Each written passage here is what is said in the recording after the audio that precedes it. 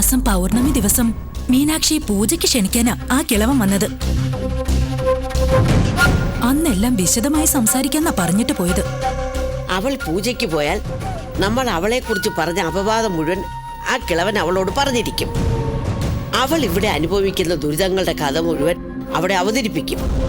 രാത്രിയിൽ അടുക്കളയിലാണ് കിടപ്പ് എന്നതുകൊണ്ട് വിവാഹം കഴിഞ്ഞിട്ട് ഇത്രയും നാളായിട്ടും നിത്യ കന്യകയാണെന്ന ഞെട്ടിക്കുന്ന സത്യവും കിളവൻ അറിയാൻ പോകുന്നു.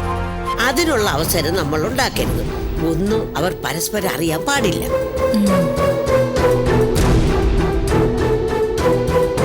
മകളെ, അന്ന് പൂജയ്ക്ക് പോകുമ്പോൾ നമുക്കും അവളോടൊപ്പം പോകാം.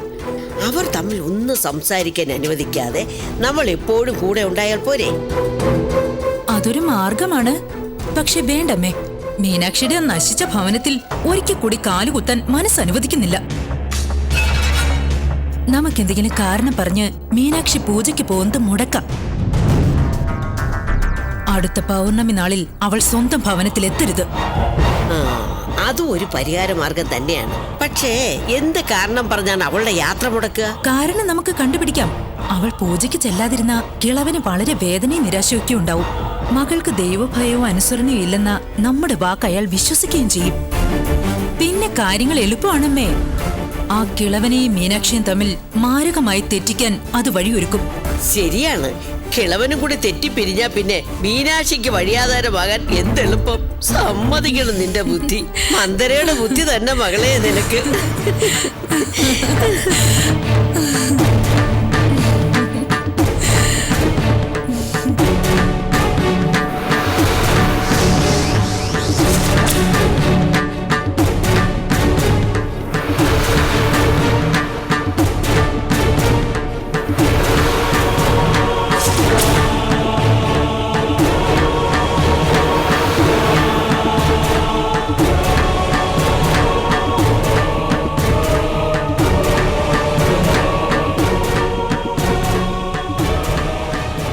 ഇന്ന് അച്ഛൻ വന്നിരുന്നു.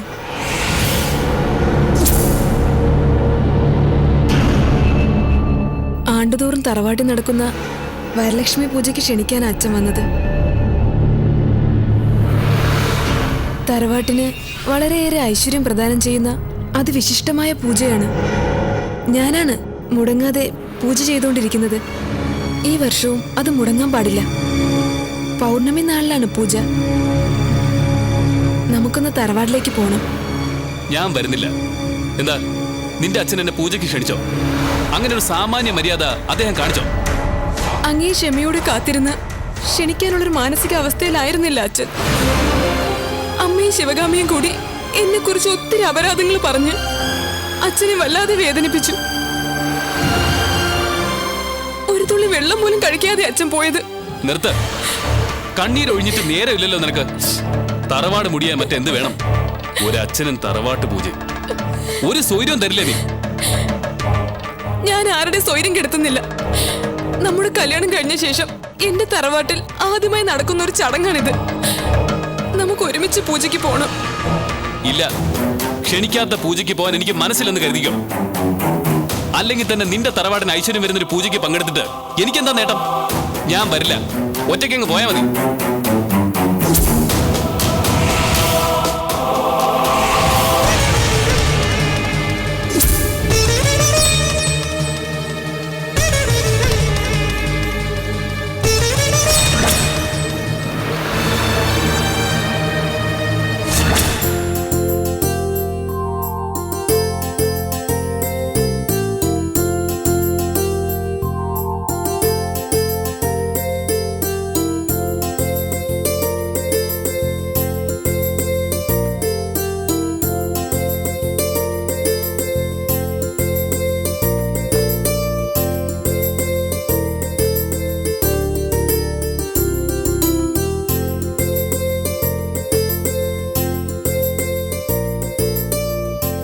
വരാൻ വൈകിയപ്പോ ഞാൻ തിരിച്ചു പോകാൻ തുടങ്ങിയതാ. ഇറങ്ങാനൊരല്പം വൈകി. കുറച്ച് തിരക്കുണ്ടായിരുന്നു. അതെ, മീനാക്ഷി അവളുടെ ക്ഷേത്രത്തിൽ പോകാതിരിക്കാനും അവളെയും ജ്യേഷ്ഠനെയും തമ്മിൽ തെറ്റിക്കാനും ഞാനൊരു മാർഗം കണ്ടുവച്ചിട്ടുണ്ട്. ശിവകാമി എന്തായി പറയുന്നേ? നടക്കാൻ പോകുന്ന കാര്യം. മീനാക്ഷിയെ അച്ഛനെയും അപഹാസ്യനാക്കാൻ ഞാനും മണിമേഖലയ്ക്കൊപ്പം കൂട്ടുനിന്നു. എന്നിട്ട് എന്തായി? ഇരുവരും അപഹാസ്യരായില്ലെന്ന് മാത്രമല്ല, ഇരുവരുടെയും മഹത്വം ഇരട്ടിയായി വർദ്ധിക്കുകയും ചെയ്തു. ഇപ്പോൾ നീ പറയുന്നു മീനാക്ഷിയും പച്ചേമാൽ ചേട്ടനും അടിച്ചു പിരിയുമെന്ന്. ഞാനിത് വിശ്വസിക്കില്ല ശിവകാമി. വിശ്വസിക്കണം. അണിയറയിൽ അതിനുള്ള പദ്ധതികൾ ശക്തമായി നടക്കുന്നുണ്ട്. കരുക്കൾ നീക്കുന്നത് ഞാനും അമ്മയും മണിമേഖല ചേച്ചിയും കൂടിയാണ്. പച്ചേമാൽ ജ്യേഷ്ഠൻ മദ്യലഹരിയിൽ മീനാക്ഷിയെ തൊഴിച്ചെറിയുന്നത് ഈ കണ്ണുകൾ കൊണ്ട് ഞാൻ കണ്ടു. സത്യം. മീനാക്ഷിയുടെ മുറച്ചെറുക്കൻ എന്ന് മുദ്രകുത്തി മണിമേഖല ചേച്ചി ഏർപ്പെടുത്തിയ രാജരത്നം അവന്റെ ദൗത്യം ഭംഗിയായി നിർവഹിച്ചു. മദ്യപാനശീലവും സംശയരോഗവും ഇന്ന് ജ്യേഷ്ഠനെ ഒരു ആഭാസനാക്കി മാറ്റിയിരിക്കുന്നു. മന്ത്രവാദിനിയുടെ മായപ്പൊടി ഞാനും അമ്മയും ചേർന്ന് ജ്യേഷ്ഠന് പാലിൽ ചേർത്ത് കൊടുത്തതോടെ സർവവും ഭദ്രം. ജ്യേഷ്ഠനെന്ന് മീനാക്ഷി ചതുർത്ഥി കാണുന്നതിന് തുല്യം. അപ്പോൾ മീനാക്ഷി ഉപേക്ഷിച്ച് പച്ചേമാൽ ചേട്ടൻ മണിമേഖല ചേച്ചിയെ ഭാര്യയെ സ്വീകരിക്കുമെന്നാണോ? അതെ. അതോടെ എന്റെ ഇഷ്ടപുരുഷനായ അഴകേശൻ ചേട്ടൻ എന്റെ കഴുത്തിലും താലി കിട്ടിയിരിക്കും. സത്യം. അപ്പോ നമുക്കിങ്ങനെ രഹസ്യമായിട്ടുള്ള കൂടിക്കാഴ്ച ഒഴിവാക്കാം. എന്തേ?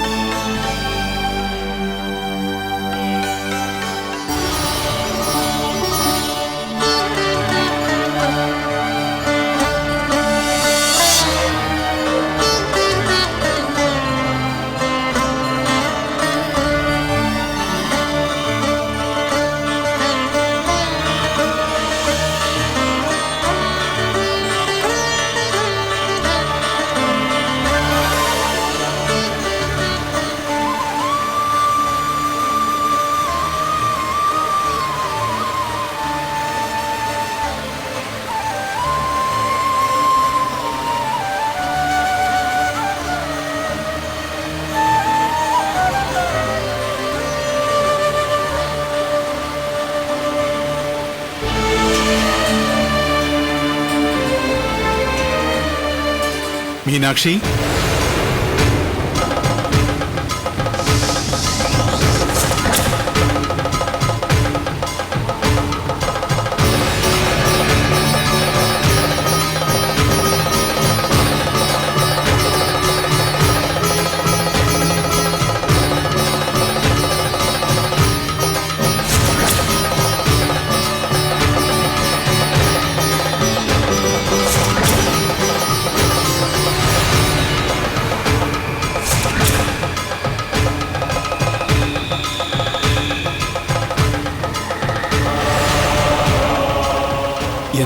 മീനാക്ഷി കാണാത്ത ഭാവത്തിൽ പോകുന്നത്? എനിക്ക് പതിവായി തരാറുള്ള പാല് തന്നിട്ട് പോകൂ. എന്നും പൂർണ്ണ മനസ്സോടെ പാല് തരാറുള്ള മീനാക്ഷി ഇന്നെന്താ അറച്ചു നിൽക്കുന്നത്? എനിക്ക് പാൽ തരാറുണ്ടെന്ന് മീനാക്ഷിയുടെ ബന്ധുക്കൾ അറിഞ്ഞോ? അവർ മീനാക്ഷിയെ ഉപദ്രവിച്ചോ? ക്ഷമിക്കൂ മീനാക്ഷി, ഞാനൊരു ശിവഭക്തനാണ്. ശിവഭക്തന് പാൽ നൽകുന്നത് ശിവഭഗവാന് നൽകുന്നതിന് തുല്യവുമാണ്. പക്ഷേ മീനാക്ഷിയുടെ അവസ്ഥ മനസ്സിലാക്കി പാൽപാനം ഉപേക്ഷിച്ച് നാം പിൻവാങ്ങുന്നു. എന്റെ നിത്യവുമുള്ള പ്രാർത്ഥനയ്ക്കും ശിവമാർഗത്തിലേക്കുള്ള സഞ്ചാരത്തിനും മീനാക്ഷി നൽകുന്ന പാലാണ് ഊർജം പകർന്നിരുന്നത്. സാരമില്ല, ഇനി മറ്റെന്തെങ്കിലും വഴി നോക്കാം. ഒന്ന് നിൽക്കണേ. അവരെന്നെ എന്തു വേണോ ചെയ്തോട്ടെ, എത്ര വേണോ തല്ലിക്കോട്ടെ, ഞാൻ ആ സഹിച്ചുകൊള്ളാം. പക്ഷേ അങ്ങേക്ക് പ്രാർത്ഥനയ്ക്കും ശിവമാർഗ സഞ്ചാരത്തിനുമുള്ള ഊർജം അത് ഞാൻ മുടക്കുന്നില്ല. അങ്ങ് പാല് കഴിച്ചാലും.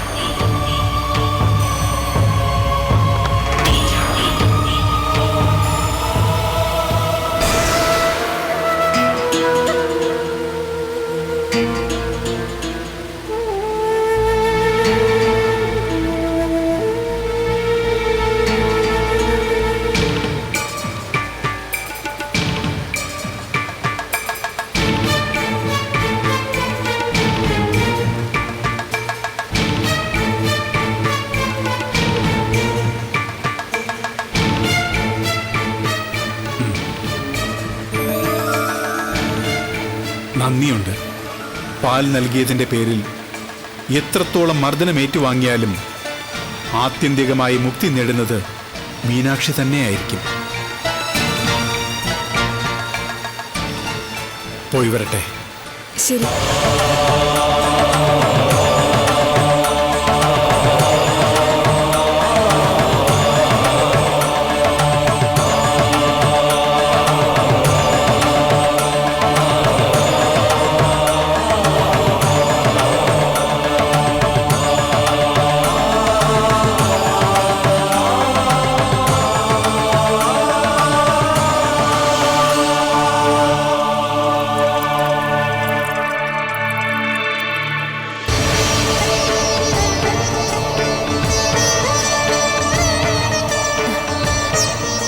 അങ്ങ് ക്ഷേത്ര ധൂപക്കാഴ്ച കഴിഞ്ഞുള്ള വരവായിരിക്കും അല്ലേ?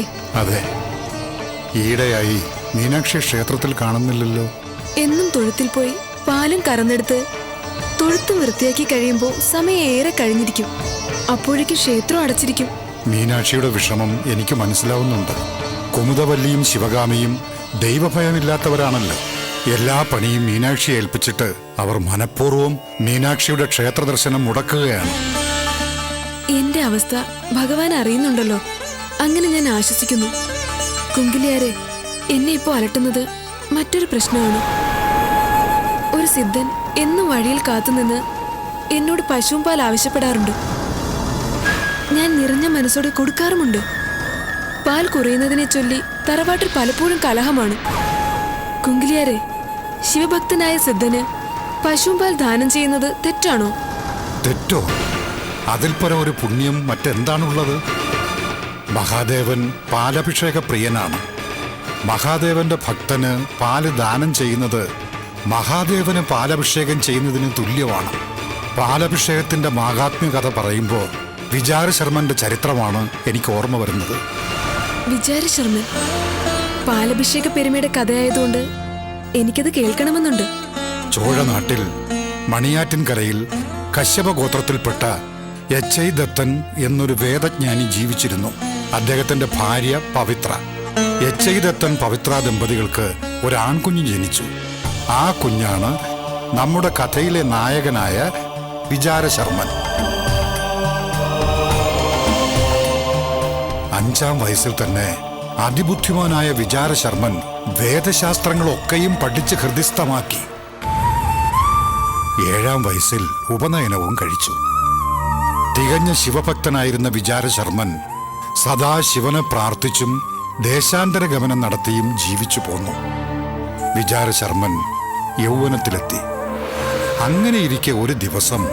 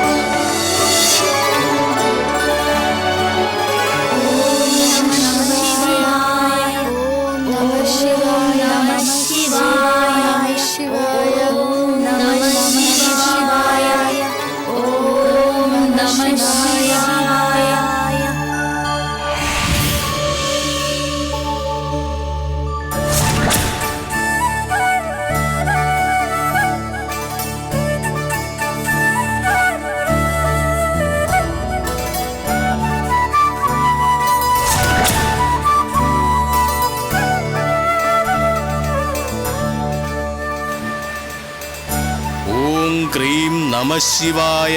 ഓം ക്രീം നമഃ ശിവായ. ഓം നമോ നമഃ ശിവായ. ഓം നമോ നമഃ ശിവായ. ശിവം ശിവകരം ശാന്തം.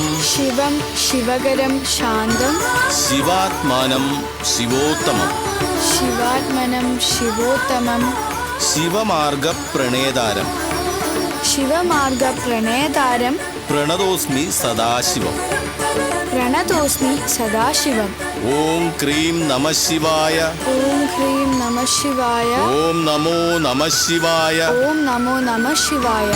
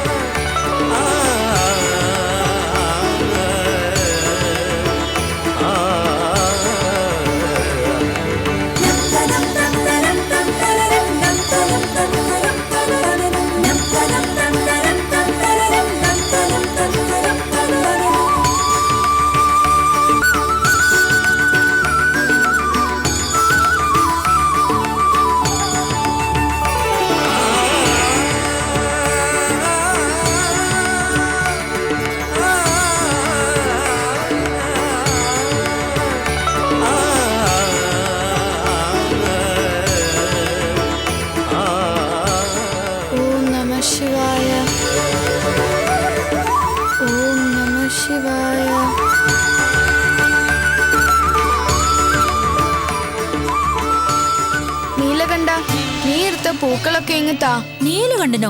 എന്റെ പേര് സത്യജിത്ത് എന്നാണല്ലോ. പിന്നെ എന്തിനാ എന്നെ നീലകണ്ഠൻ എന്ന് വിളിക്കുന്നേ? ഈ വിചാരശർമ്മൻ നിന്നെ മാത്രമല്ല ഞങ്ങളെ എല്ലാരും പേര് തെറ്റിച്ചാ വിളിക്കുന്നത്. എന്നെ പരമേശ്വരൻ എന്നാ വിളിക്കുന്നേ. എന്നെ ശിവൻ എന്നാ വിളിക്കുന്നേ. എന്നെ ഗൗരീശങ്കരൻ എന്ന്. എന്നെ ഉമാപതി എന്നും. എത്ര പറഞ്ഞാലും ഈ വിചാരശർമ്മൻ ശീലം മാറ്റില്ല. ഇല്ല കൂട്ടരെ, എനിക്ക് ഈ ശീലം മാറ്റാനാകില്ല. എനിക്കെല്ലാം മഹാദേവനാണ്. സർവവും ശിവമയമാണ്. ഈ ഇരിക്കുന്ന നീലകണ്ഠനും ഉമാപതിയുമെല്ലാം നാം ആരാധിക്കുന്ന സാക്ഷാൽ കൈലാസനാഥനാണ്. ഹര ഹര മഹാദേവ, ഹര ഹര മഹാദേവ, ഹര ഹര മഹാദേവ, ഹര ഹര മഹാദേവ, ഹര ഹര മഹാദേവ, ഹര ഹര മഹാദേവ, മഹാദേവ.